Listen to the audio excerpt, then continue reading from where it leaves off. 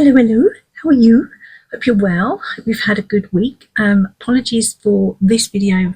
Supposedly was meant to be out last week, but I didn't get time. And Friday, when I normally upload, sometimes I record and upload on Friday, I didn't get time because I was out having a tattoo, which is this one.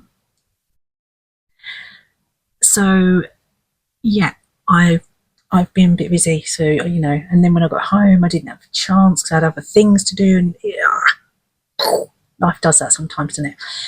So anyway, this video this week is all about ghost stories and sort of hauntings and all of that stuff, and I hope that I found something a bit different and not the same as what you would normally read up about or hear, watch videos on or whatever.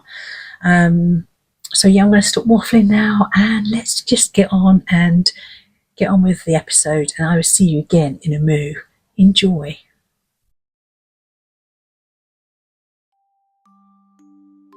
Everyone loves a ghost story, whether you believe in them or not. Cold, dark, long winter nights are bad enough, but throw in some spirits into the mix and you have something else entirely. And I'm not talking about spirits that you drink in the pub. Let's delve into a few ghostly tales. Some you may know, some you may not, but eerie darkness of the past is everywhere. Some ghosts don't like to leave their life they once had.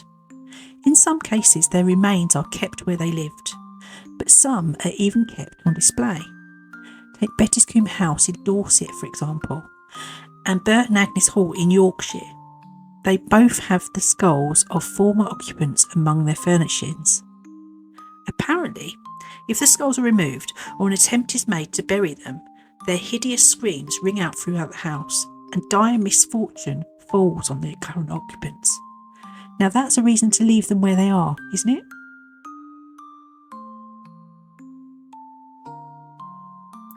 Soldiers are a well-known ghost. The York is said to have Roman legion soldiers that march through the cellar of the treasurer's house. One time in 1953, a plumber was working in the house when he saw a group of Roman soldiers, but only from the knees up. They were marching through the cellar. They were dressed in rough green tunics and plumed helmets, carrying short swords and spears.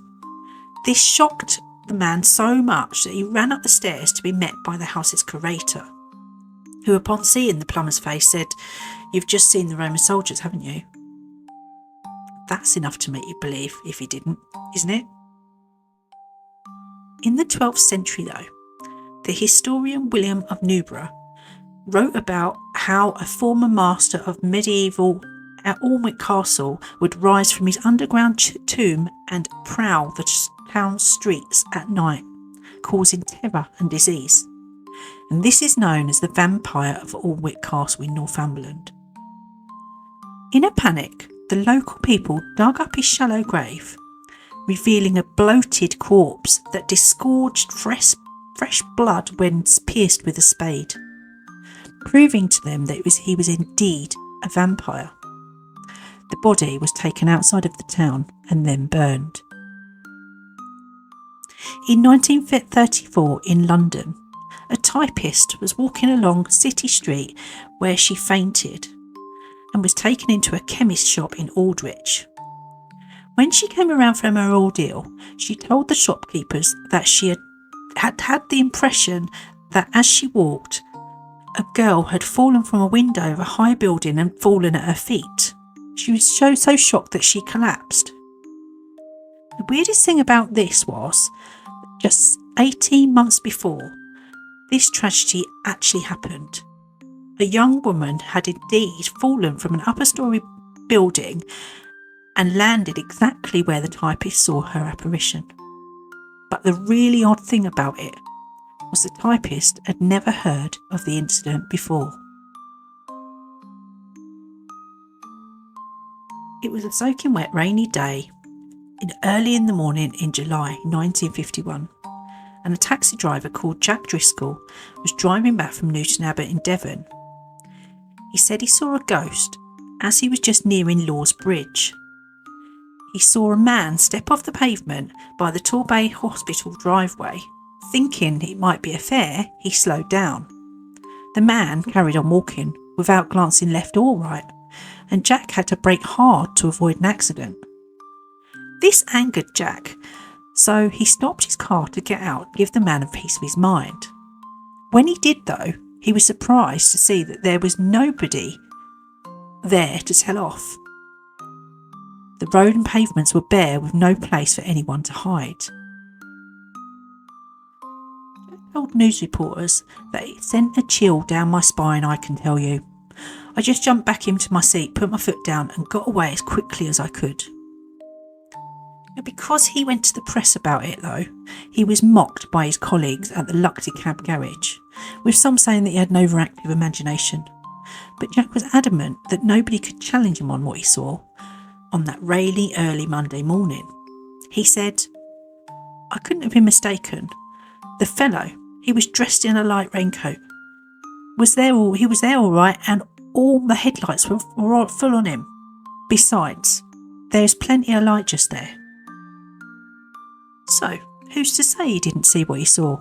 The other people weren't there, but people tend to behave in this manner when ghosts are mentioned because it's a strange one for a lot of people to get their heads around. Pubs are well known for their hauntings, but this one in particular got my attention. Built in 1606, being one of the Bristol's oldest pubs, is the Hatchet Inn. It certainly has had its fair share of grim happenings there, from bare-knuckle boxing, dog fighting, cockfighting and a rat pit. But more grim than that is that it's alleged that beneath the layers of wood, plaster and paint, the front door and walls are lined with human skin. If that's not creepy, I don't know what is. Another pub that caught my attention was the Ostrich Inn, which is in Slough. It was apparently used as a hideout by the famous highwayman Dick Turpin. It's said that over 60 murders were committed here in the 16th century inn. Many of the murders were committed by the landlord and his wife in a very awful way. One of the bedrooms was fitted with a mechanical tipping bed and a trapdoor. So, when wealthy customers would come and stay here, they would give many drinks though they were very merry. Then they would go to bed. Then when they were in bed, in the night they would be tipped out of their bed. They'd slide down and through the trapdoor to where a vat of boiling liquid was waiting for them below. Their final victim was Thomas Cole, and it's said that he haunts the inn to this very day. What an absolutely awful way to die. But not all ghosts are in pubs or castles. Sometimes they're in ordinary places, like this next one.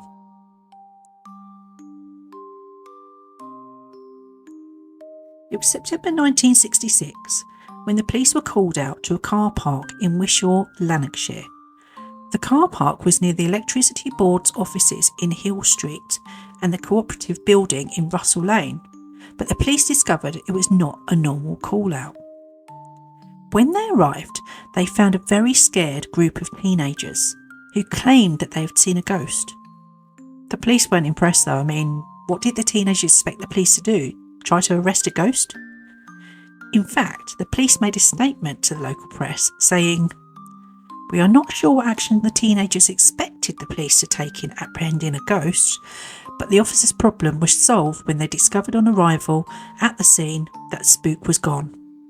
They treated the incident as a near hoax, but of course they answered the emergency call and put the young minds at rest." However, the teenagers, who were around 18 at the time, were adamant they saw something paranormal. One of the girls, Anne, told the press this: "We were standing in the car park when we saw a figure of a woman up at one of the windows in the gable end of the Cooperative Building in Russell Lane. She had short blonde hair and staring eyes. Everything about her was white, and as we watched, she waved her hand at us as if she was asking us to come up to her. The hand seemed as though it was coming through the glass of the window. although it was closed. As it was around 11 p.m. at time, there was certainly no need for anyone to be in the building. One of Anne's friends, however, she worked at the building at the time, and she said the room that they saw the woman in was just used for junk and empty boxes. So why was she even in there? But Anne is said to have gone back to the car park at a different date and seen the apparition all over again. So who was this woman? Maybe that's something that we'll never know. At the centre of a small village of Clophill in Bedfordshire sits the Church of St Mary's. It's a Victorian chapel which was constructed from 1848 to 1849. It was built to meet the needs of the church's growing parish. But on the edge of the village is the old parish church, also known as the Church of St Mary's. It's thought to be one of Bedfordshire's most haunted buildings. This 14th century chapel fell into disuse when its larger counterpart was built and replaced it. So largely forgotten about, the old church crumbled into ruins over the years. But in the 1960s it was subject to many a gossip among the villagers and further afield, when evidence of satanic rituals were discovered on the grounds. The church walls were covered in graffiti and the graves had been messed with. Lots of people go here to go ghost hunting now. It's a spot that I'm yet to visit, but I definitely will go to. I think 2025 is my year to go and visit some of these spooky places myself. So I hope you enjoyed that. I hope you were good, and I hope you it was worth the wait. I know I'm late, and I apologise for being late. You know how things are sometimes, and life just sort of gets in the way. It gets a little bit busy. Well, yeah, I kind of been like that, so I haven't had a chance even to switch on my computer, let alone do a video. So yeah, apologies that it was late. I hope it was worth it anyway, and I hope you learned some new things about some new areas and some new stories, because you know it's always fun to hear, I think anyway. What else did I've got, I don't want to say anything at the moment, but I've got something new coming, put it that way. So my merch and stuff in my shop on my website will be updated very soon, and I keep saying that again, life just takes over. But I will be getting some new stuff on my website shop, so look out for that if you haven't. Thank you to you if you're new here and you've just joined me. Hopefully you don't get too bored, and I hope you enjoy the videos. Anyway, I'm going to leave you there because I'm going to go and record another video, I think, so I'm up to date. We'll try and get up to date, and hopefully we'll have another one by the end of the week, fingers crossed, if all goes well. But I have got other stuff to get done. I've got so much to do at the moment, it's mad. Anyway, have yourself a great day, and I'll see you again very shortly on the next video. Ta-ra!